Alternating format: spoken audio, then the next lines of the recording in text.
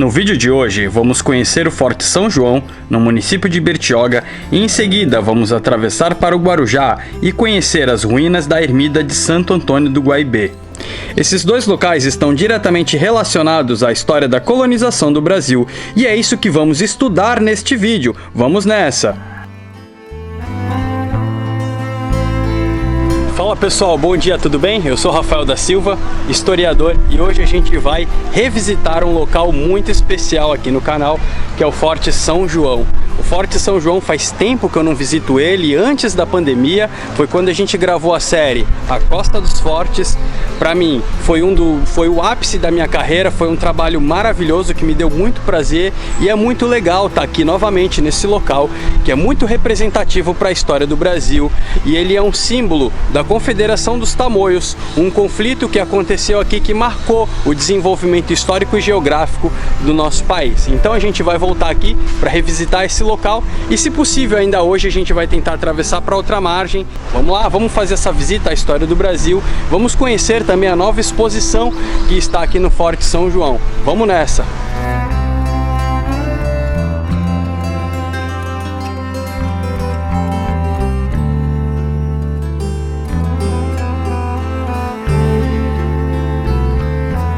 Infelizmente, o Parque Tupiniquins ele está em manutenção, ele está fechado, não vai dar pra gente ir até lá. Agora, as representações aqui no parque, na entrada do forte, elas são muito interessantes justamente porque nos chama a atenção para este período, para o século XVI, o conflito entre os índios Tupiniquins e os índios Tupinambás, e a chegada dos portugueses que fizeram aliança com os Tupiniquins. Como Tupinambás e Tupiniquins já estavam em guerra há muito tempo e nem os portugueses entendiam muito bem o porquê disso, então os portugueses fizeram alianças com esses Tupiniquins, e essa fortificação, esta construção e todas essas homenagens aqui está inserida nesse contexto. Logo de cara a gente já encontra a representação de Hans Staden e o seu ajudante, que era um indígena. E Hans Staden ele naufragou em Itanhaém, e aí ele foi contratado pelos portugueses como artilheiro para cuidar dessa região aqui. Então tinha sua morada fortificada do outro lado, e depois ele vai cuidar também aqui do Forte São João. Acontece que o Hans Staden ele acabou sendo capturado, ele estava numa caçada aqui pelo rio Bertioga, e aí os Tupinambás entraram sorrateiramente pelo canal e capturaram ele nessa caçada. E é interessante que no seu livro conta como eles saíram aqui do canal, usaram o próprio Hans Staden como escudo humano para passar aqui pela frente da artilharia do forte. É muito louco isso, é muito legal, pessoal, fazer essa visitação aqui, porque a gente começa a imaginar essas estratégias e essas circunstâncias que aconteciam nessa época.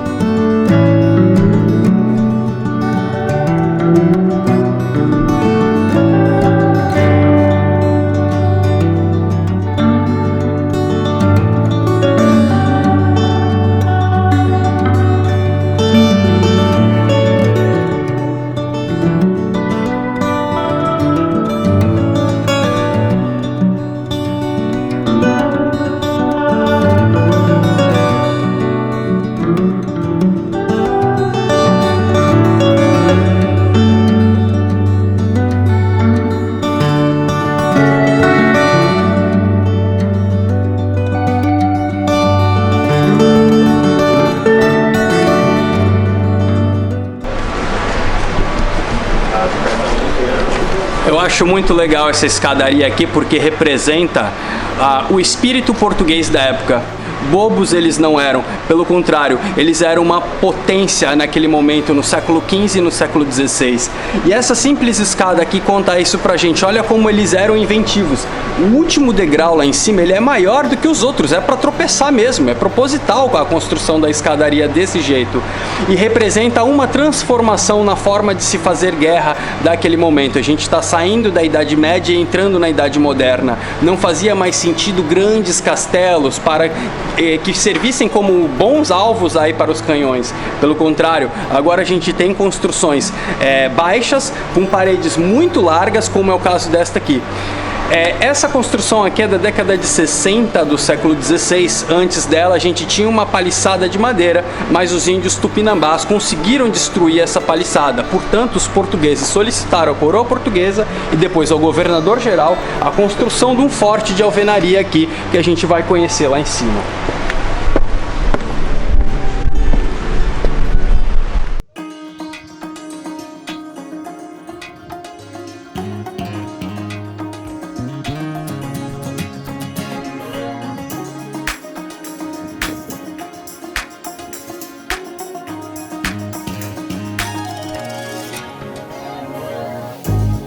Desse ponto do Forte São João, a gente tem uma vista privilegiada de toda a Bahia, da cidade de Bertioga, e por isso que ele está nesse ponto aqui. Para fazer um ataque aqui, provavelmente os tupinambás saíam da ilha do Montão de Trigo, que está lá ao fundo. Ela está um pouquinho apagada, mas dá para ver ela lá, e vinha num tiro só para entrar aqui pelo canal.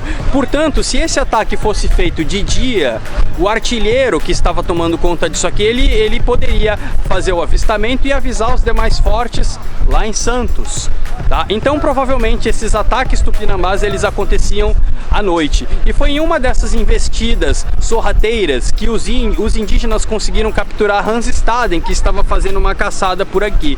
E é engraçado que o próprio Hans Staden conta no seu livro que ele foi feito de refém e escudo humano passando passando aqui na frente dos canhões.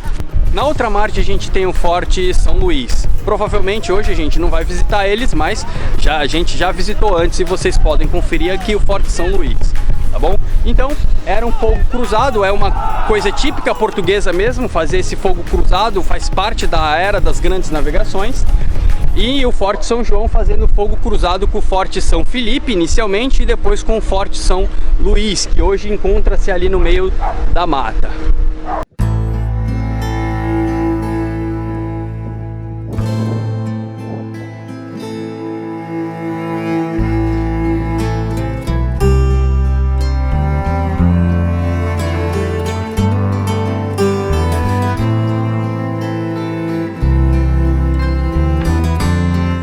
O Forte São João esteve diretamente ligado ao início do processo de colonização do Brasil. Segundo Frei Gaspar da Madre de Deus, Martim Afonso, sabendo da importância do local, ordenou a construção da Torre da Bertioga. Anos mais tarde, foi erguida uma paliçada que foi atacada e destruída pelos Tupinambá. E finalmente, em 1560, foi erguida em alvenaria por ordem do governador-geral. Foi de lá que partiu a expedição dos padres jesuítas Manuel da Nóbrega e Anchieta para tentar um acordo de paz durante a Confederação dos Tamoios.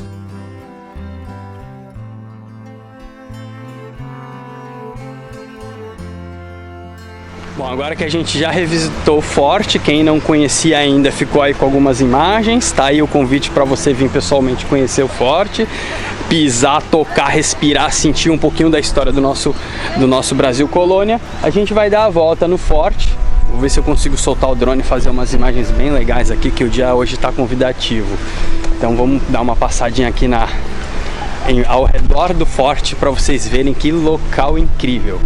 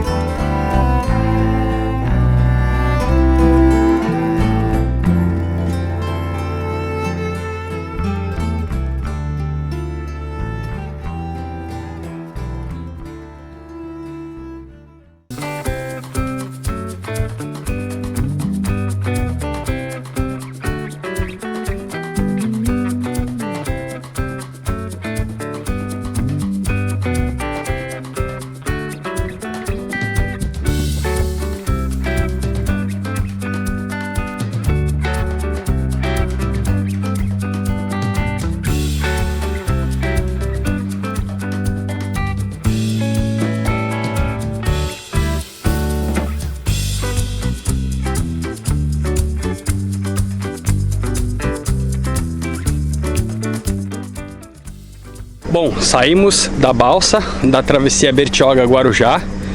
Logo na saída da balsa tem o estacionamento, R$15 a primeira hora, R$5 as demais horas, tranquilo, tá? E você tem essa trilha dá acesso à Praia Branca. A subida para a Praia Branca é aqui, mas antes de acessar a Praia Branca, a gente vai conhecer a Ermida do Guaibê. A Ermida do Guaibê a gente já viu algumas vezes aqui no canal, essa trilha de baixo a gente já fez, mas a Praia Branca ainda não.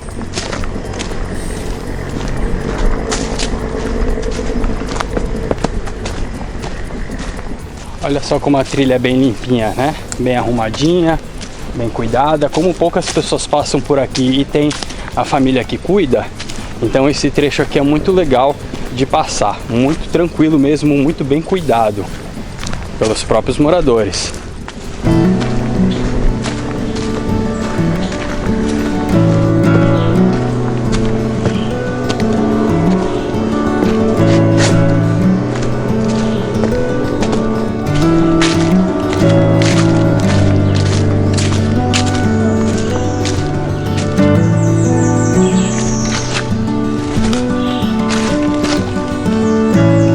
Vocês estão vendo essa sequência de pedras aqui atrás de mim? Então isso é o que restou da armação das baleias.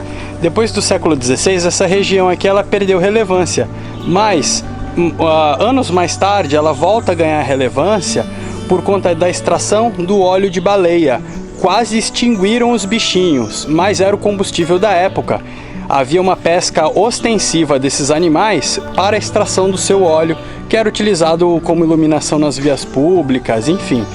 É isso aí, e sobrou essa muralha aqui, tá vendo? Deveria ter trazido a prancha, além de fazer essa travessia bem mais rápido, eu ainda ia curtir um barato ainda, atravessando de uma margem a outra.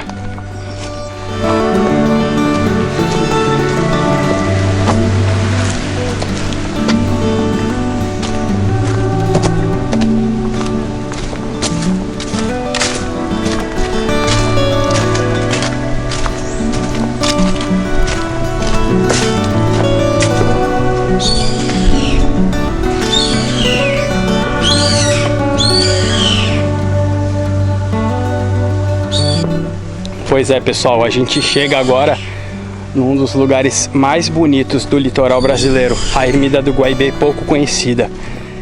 Ela é construção de meados do século XVI, uma das primeiras construções de alvenaria que a gente tem aqui.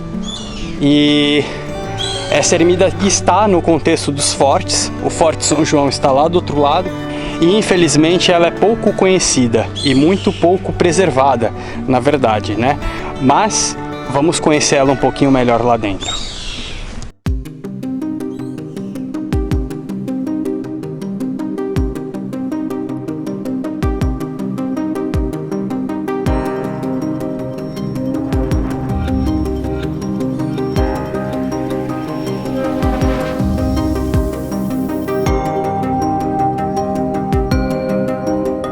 Assim como o Forte São João, a Ermida do Guaibê foi construída em 1560 a mando de José Adorno, que chegou por aqui junto com Martim Afonso. Foi utilizada pelos padres jesuítas, de onde José de Anchieta, por exemplo, teria escrito o poema Milagre dos Anjos. No final do século XVIII, foi reformada no contexto da armação das baleias, provavelmente deixando-a com o aspecto atual.